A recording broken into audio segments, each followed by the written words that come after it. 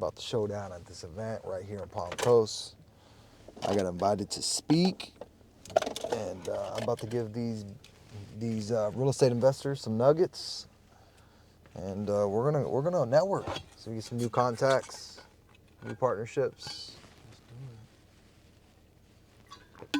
Go from there. Let's rock and roll.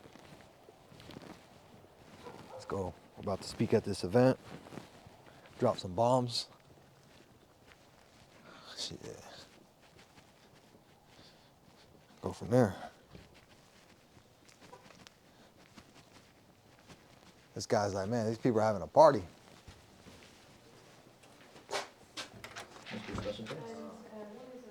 What's up, guys?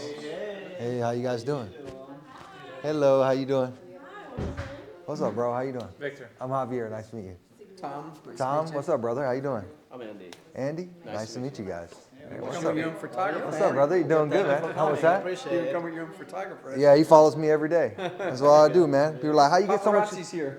Well, people say, hey, man, how do you spit out so much content? I'm like, just have a camera guy following me around. That's it. You know, we record everything. People want to see the behind the scenes, you know? So, yeah, man, cool, man. Is this your flip? Nice, bro. And Trevor too, his grandma died, passed away. Oh, shit, yeah, dude. Just he just so bumped out the whole thing. Also, he can't make it. Oh, man. Yeah. You with Mr. Roto-Rooter there? Yes. Yeah? I just did a repipe on one of my houses today, actually. Did we? Yeah. No, not you guys. I did a repipe on one of my houses. Okay. Yeah, PEX A. No material lasts long anymore these days. So I can't wait till they say PEX A sucks too, you know? But dude, it's crazy because there's companies out here selling replums for like 20, 30 grand. I'm like, who's paying that? Some people do. A bunch of people, dude. We only charging about 12 to 15. Yeah. But yeah, we got at least one a week. Yeah. Wow, dude. But that's on the water lines. If you need sewer lines too.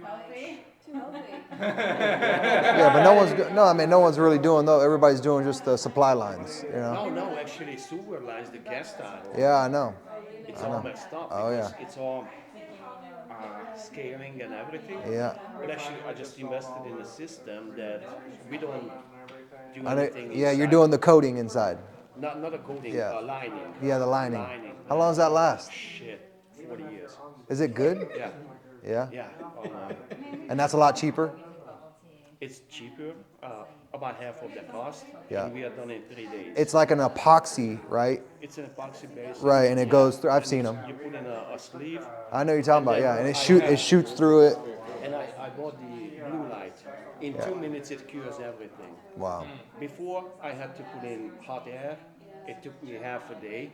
So sometimes the customer forget about it. They open the water. It messed up the line. But now it's So in your opinion, would you repipe something or would you do the epoxy thing? epoxy. You would do the It's epoxy? possible. Right. Yeah, because we don't have to cut anything inside. Wow. So if you cut, it's gonna take 3 weeks. All of the dust and everything. We are done in 3 days. Wow. Wow, okay, cool. So you guys are a franchise though, right? Yes, I got a few locations. I go from St. Augustine to Palm Bay. Yeah. Nice. Okay. Guys, I'm out of Orlando, but I have properties everywhere. okay. Yeah. So the property I'm telling you about, I had a slab leak. It's copper. Oh yeah. It's a copper property, or copper piping. So, man, I'll keep your number, bro. I mean, you know, I always look, you know, we can collaborate because I do a lot of business. I mean, I'm gonna text you. I'll text you your. Text me your info. Yeah, we'll do. Yeah, just did a repipe, bro. Yeah, look, these guys are in there today. They're sending me pictures. All new ice box, shower thing, all PEX A. What is it, Molon or? Moen, yeah. No, Moen, that's the shower valves. Yeah. We did all new shower valves, PEX A. What's the brand? It's PEX A Upanon. Upanon, whatever it's called. Yeah. So we did that. 25-year warranty, you know how it is. Yeah. But we'll hear in about another 2 years, we're gonna hear this is bullshit. Because every 10 years it's changing. oh my God, dude, it's crazy because every time I turn around, there's something wrong with some materials. So, Okay. Yeah. but I'll definitely, I'll shoot you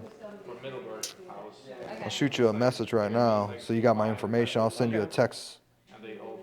Let's see, Andy, I got you, Andy. Where you living? You know, in Orlando? No, actually, I live right here in Palm Coast. Just moved here. Dude, what do you think about Palm Coast? It's blowing up, right? It is. It is. Yeah. It's blowing up over here, right? A lot of business. It is. Yeah. So I just bought a couple properties over here. So yeah, I believe in this market. So I got a couple deals over here. I just came.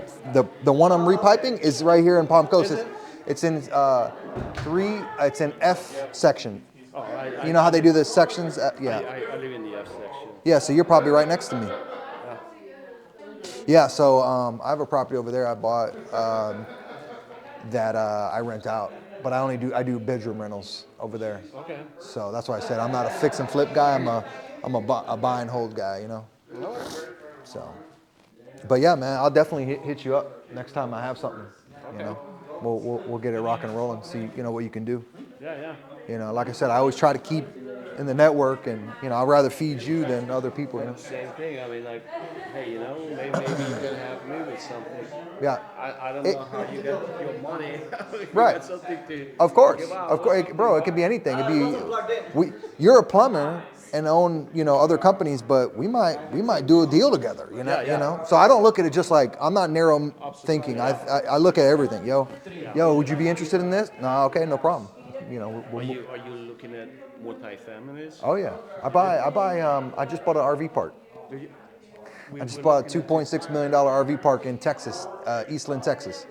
So I'll tell you, because I'm going to speak tonight, I'll tell you a little bit more about exactly what I do. But the RV park that I bought, it's 54 sites. I'm expanding it to 8. I only buy value add. It's in, where Fort Worth, Texas is? Yes. It's just east or west of there. It's 2.6 million, and I bought it all creatively. Are you familiar with creative finance or no? No. No? Okay. Yeah. I only do, I only buy my shit creative, man. I don't do any banks. I don't do any banks. So it's 2.6. I got the seller holding a note for $1,084,000. I have a subject to loan I'm taking over at $316,000, and the rest I'm giving them as a down payment. Hold on for a second. What? Did you call me maybe 3 or 4 weeks ago? Because I did sign up on Facebook for the Subto, and I did receive a call from someone from Orlando. No, not me. Okay. Call for what? For what?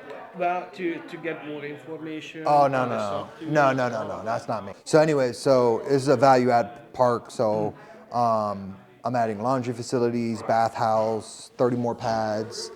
It's got a 250,000 gallon pool. Wow. I'm adding a wedding venue there. I'm adding golf cart rentals, kayak rentals. I'm adding all different types of stuff on the value add. I'm adding cabins as well. So it's gonna be a pretty cool project. It's 24 acres. So it's pretty nice. It's pretty well established too. It's in Texas, right? Yeah, it's in Texas. Yeah. I'm closing on it at the end of next month. I was just looking at one in Palatka. It's got 4 duplexes and 3 single-family homes. Yeah. It's 1.1. Yeah. And the owner would he would need 30% down, Yeah. which I could do, but he would hold the rest of it. So, but honestly, I've never done any type of creative deals or anything. Up until this point, I only use my own money. Yeah. But It's only goes so far. that's correct. Right. Yes. So I don't know if you. That's what I would like to learn, how to get in there or how to get in the network. Yeah, because honestly, I just put up the business for sale. I got 2 people that looking at it. Oh, you put your Roto-Rooter up for sale? Yes, Nice. it's Mr. Ruder. Mr. Roto-Rooter. Yeah, Mr. Roto-Rooter. Yeah. No, it's Well, different. okay. Mr. Roto-Rooter. Just Okay. Mr. Roder. There is no Roder. Oh, Mr. Got The it. other one is Roder. Oh, wow. Okay. Oh, there's yeah. like I another thought. company. I didn't know. Okay. Yes, there is. Oh, okay. Mr. Okay, gotcha. Man, I'm surprised you guys aren't suing each other. Did they get you for no copyrights or anything? No, because the two companies started in the same year, back in '67. How long have you had your company? I've been there 10 years. Yeah. So I'm a buy and hold guy. You know, I have properties that have made me a lot of money in appreciation over the years. I've pulled the money out, reinvested in other things, and everything I do is buy and hold. You know, like I'm okay with making less money today, but in the long run, I'm going to make more. Plus, I'm going to get all these other benefits of owning real estate: 27.5 year depreciation, loan pay down, write-offs on my taxes, future leverage. I can cash out, refinance it. I could do so many things to that piece of real estate. The challenge here is he sells this property, let's say he makes 50, 60K, government wants 20%, right? They're always in your pockets. So unless you're getting a really steep discount on something like this, for me, it doesn't make sense. For me to have all this risk to make 40K, not worth it for me. I can go flip, or I can go assign 2 contracts and make 20K a piece and have 0 risk. You know what I'm saying? He's like, is there gonna be any food at this place? I hope there's going to be some chicken wings. That's Yeah. what it smells. Oh boy, I'm gonna tear them up. I'm glad. Hey, I didn't meet you. How you doing? Good, how are you? I'm Javier. Very nice to meet you. Vanessa, nice to meet Very you nice as to well. meet you. Awesome. That Robert's daughter, and I'm running his social media right now. Oh, you are? Yeah, Nice. so you Nice. see him posting, that's me. If you see Blossom Media Marketing, that is also Nice, me. okay. Yeah, if you want to come in, we've got names. Some good conversation topics. Oh, great. What you need and what you have. So Oh, if you cool. wanna I like fill that. that out, that'd I be like fun. that board. Nice. That's awesome. That's awesome. That's my disclaimer here, Sherman antitrust law. So, whatever those numbers were, is what, okay, so basically what this does is look at an area that we don't know what it is. And if you guys that are all familiar with Palm Coast, I should have brought my giant map of Palm Coast, it's really cool. But we are in sections, which is a little creepy, but F section, E section, C section, etc. So, when you're looking at Palm Coast, we don't know if this only pulled from the B section. We can also see in this map, there's quite a bit of water here. Did it pull any of these houses? We have no way of knowing any of that. The other thing is, because this sold so low on the last sale, it's taking that into account. So this is complete and utter garbage, because we're gonna list at 350 here. Did you already tell them that? The house is only 1,500 square feet. This might be correct. Does it know that this house has a pool? No. Not a single calculation in here is going to make it like as accurate as an actual CMA or what I used to Daily basis, right? Like, okay, like, we see this, we see that, and most of the agents don't have, like, they have no idea.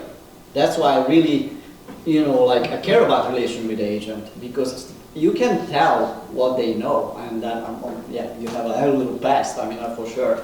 You've been doing that for a while, and just, yeah, I just wanted to add that. I'm this agent. I actually know her personally. She gave me some people that saw that house that missed out on it because they were on that so fast.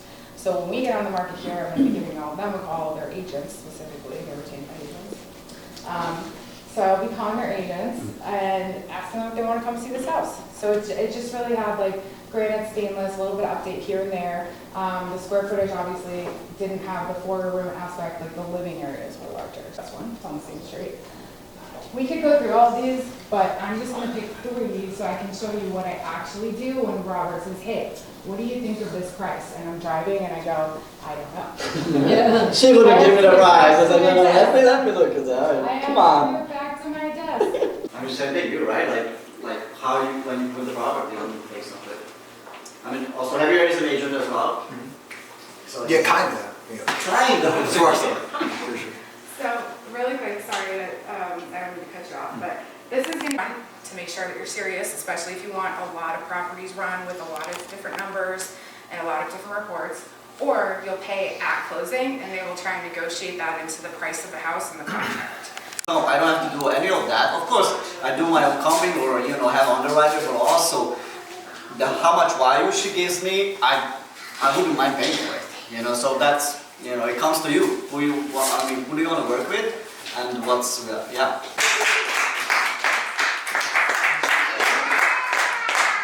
I'm gonna tell you guys a little bit about me for a sec. I'm Javier Paredes, I'm from Orlando. Funny enough, I actually started out in real estate just like Emily did. I was a realtor. The challenge there is I always tell people you're only as good as your next sale, right? And you're building this business, at the end of the day, you don't have anything to exit. So the business mentality in me was, how do I become an owner of the product that I'm selling, right? I got to see on the other side of the table how much these people were making on these HUDs and closing statements. I was like, I'm on the wrong side of the table. So second year in the real estate business, which I started in 2015, I quickly realized that I wanted to become a real estate investor. I want to start buying real estate, holding real estate. I didn't want to be a fix and flipper because the fix and flip model to me was not appealing, because Uncle Sam wanted always 20% out of my net proceeds, right? So quickly, well, I always tell people in real estate, when I teach it, I say, you need to really hone in on what you're looking to do, what type of exit strategy you're looking to do with whatever property you want to buy. So for instance, he quickly identified this as a fix and flip, right? Me, I probably would look at this deal a little bit different. But when you're getting in real estate, it's super important that you understand you have a niche, right? What you are doing, you should be very crystal clear on what you're doing. Me, where I'm at today, a lot of people, when I tell you a little about what I do, you're probably like, oh, that's a lot of stuff. But I'm very well leveraged and I delegate a lot. And that's why I'm able to do everything I do. So got my license in 2015. I grew a huge Airbnb portfolio when I was telling everybody, hey man, you should get in the Airbnb game. And everybody was like, dude, why would I give my house to a stranger? Or why would I jump in an Uber? It was those days, right? And I said, hey man, get in the game. Trust me, get in the game.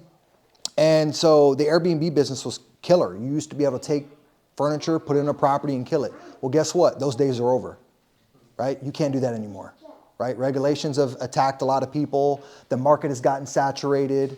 But I was doing it when I was making a killing. And I still do it to this day, but I do it at a different level. I do luxury product only in very niche markets like North Carolina, mountain homes. I'm giving the consumer experience. So I have an Airbnb portfolio. I have 17 properties on Airbnb. They do really well, but again, very niche product. I've also branched out these last year. I branched out, I saw a market in co-living. Is anybody familiar with co-living? You take a property, you put up walls, you chop it up, you do co-living, right? Where people share the common areas and stuff like that. So I saw a huge opportunity in that. Not only that, at one point in my life, I was renting a bedroom, so I know what it felt like to be on the other side of the table. So this past year, I scaled to 33 units. I got 33 units on co-living. And but I've gotten to a point in my real estate journey to where I've been buying single family for years. I've always been a buy and hold investor. Like I said, I like to marry my money, not date my money. That's my mentality when I invest into something, right? I want long-term money.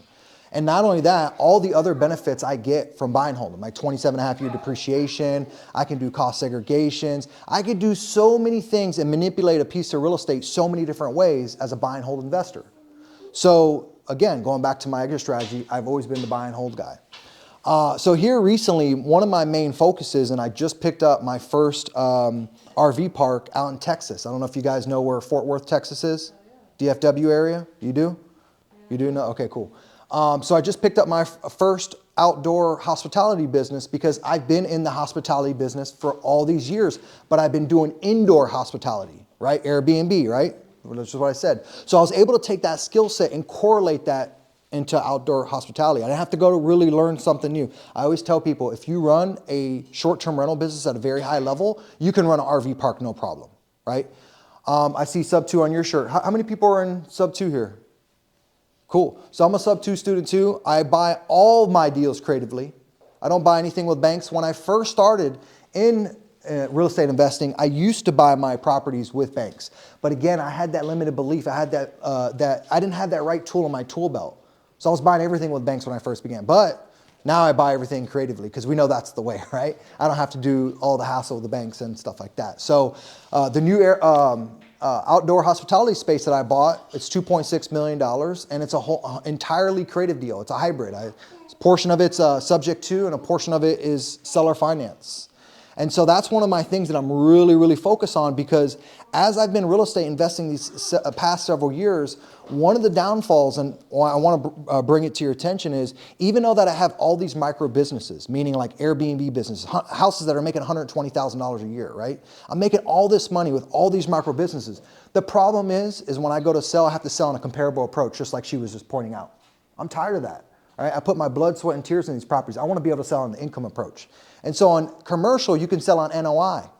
The higher that I get that NOI, the more the valuation of my property is, right? I don't have to worry about Susie Q up the road selling her 3.2 for, 180 grand. So that's another reason why I pivoted. But really the big thing for me was efficiency. I wanted efficiency in my real estate investing strategy. I wanted to be more efficient. Me buying a single family here, me buying a single family there, they're all over the place. So from an efficiency standpoint and scalability standpoint, that's why I branched into commercial. But I'm here to talk to you guys about today because, again, it's a lot of stuff I mentioned. I have more stuff, but I don't want to keep going on and boring you guys about what I do and with all this stuff. But I leverage. I have teams, right? I'm very well delegated where I don't have to do all the nitty and gritty. Like today, I make an example. I walked a pad split property that I got up and running. I bought sub 2. I never even seen this property. I walked it. My team did everything. Right? They did the renovations, they did the furniture. Today was my first time with my videographer. I said, man, I've never been in this property. But that's how well of systems I have built. And by the way, I've packaged it all together for you guys to be able to utilize the same systems and processes I have. Because I get so many questions. People are like, hey, how do I do this? How do I do that? How do I do this? How do I do that? You'd be surprised how much my phone blows up and messages I get on Instagram and Facebook and phone calls and people tagging me on Sub 2 community.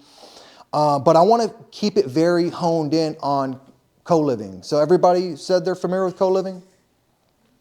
And I want to be able to tell you guys and have you guys ask me any questions around it. There's a lot of deep diving in co-living. A lot of how do you evaluate a property? Where do you put up walls? What markets do I do it in? I've taken all that and I've packaged it together. And if you guys want, I can give that to you at no problem. Just send me a text or if you're interested in it. So does anybody have anything on co-living that's like been at your head and you're like, I want to get this question answered? No? Yes?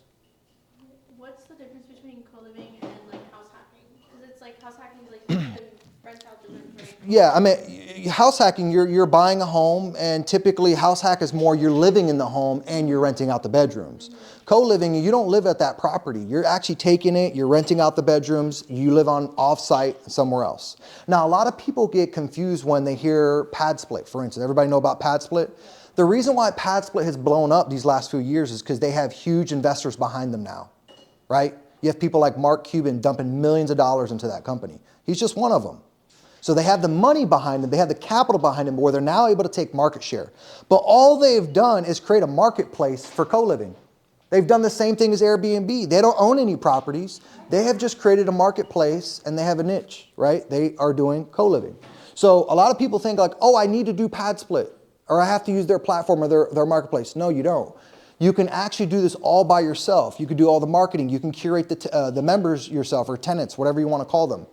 But you just have to ask yourself, is your time, where do you want to spend your time?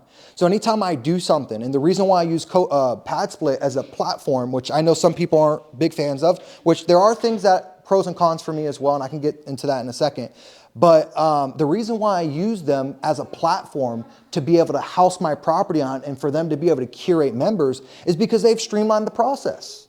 I'm okay with paying money for them to streamline the process. I'm not trying to get rich on my properties. For me, it's all about buying and holding.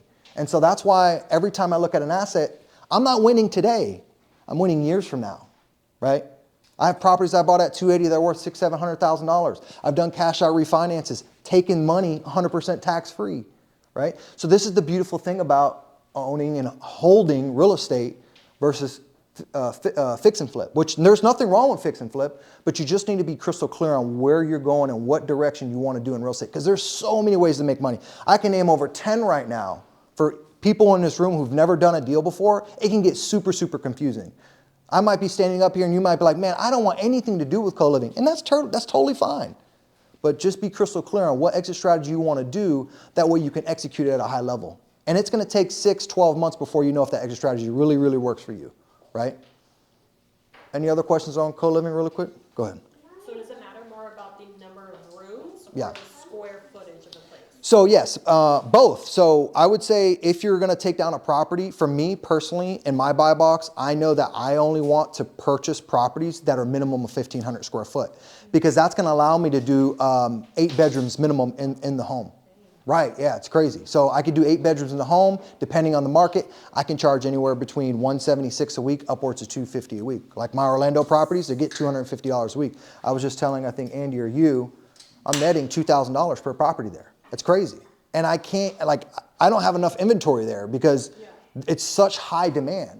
So in my buy box, I look for 3.2, no HOA, minimum of 1,600 square foot. If you can get bigger than that, that's even better. The one that I just came from just now in Jacksonville, it's a 4-bedroom, 4-bath. So the distribution between members and rooms, you can imagine, people have more bathrooms to use, right? So the more bathrooms people have to use, they're gonna like the place even more. So for instance, I was able to accommodate individuals who want private bathrooms, where they can rent the room, the master room, and it can stay a master room. Exactly.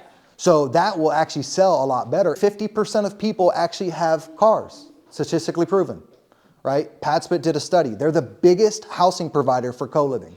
They did a study, 50% of their members did not have a vehicle.